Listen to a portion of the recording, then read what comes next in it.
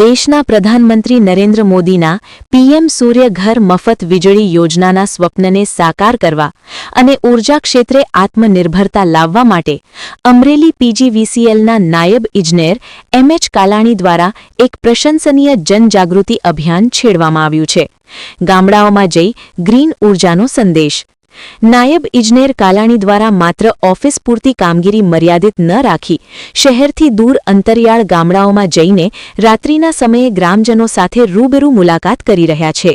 તાજેતરમાં અમરેલી તાલુકાના ખીજડીયા ગામે યોજાયેલ કાર્યક્રમમાં મોટી સંખ્યામાં ગ્રામજનો ઉમટી પડ્યા હતા, જ્યાં તેમને સોલાર રૂફટોપના ફાયદાઓ વિશે વિગતવાર સમજ આપવામાં આવી હતી।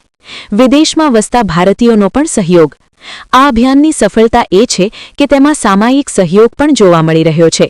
લીલિયા તાલુકાના પૂંજા પાદાર ગામના વતની અને હાલ રશિયામાં સ્થાયી થયેલા એક પરોપકારી નાગરિકે પણ પોતાના ગામના લોકોને સોલાર રૂફટોપ સિસ્ટમ અપનાવવા માટે સહાય કરવાની તૈયારી બતાવીને દેશપ્રેમનું ઉદાહરણ પૂરું પાડ્યું છે। સોલાર રૂફટોપ અંગેની ઝીણવટભરી માહિતી। કાર્યક્રમ દરમિયાન નાયબ ઇજનેર કાલાણીએ ગ્રામજનોને નીચે મુજબની મહત્વની બાબતો સમજાવી હતી।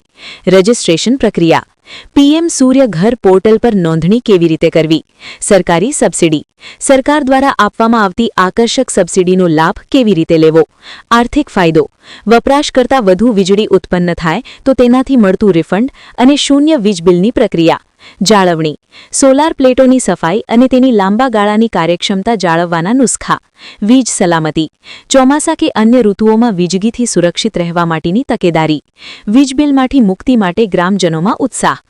આ માર્ગદર્શન સેમિનારના અંતે અનેક ગ્રાહકોએ સ્થળ પર જ સોલાર રૂફટોપ લગાડવાની ઈચ્છા વ્યક્ત કરી હતી।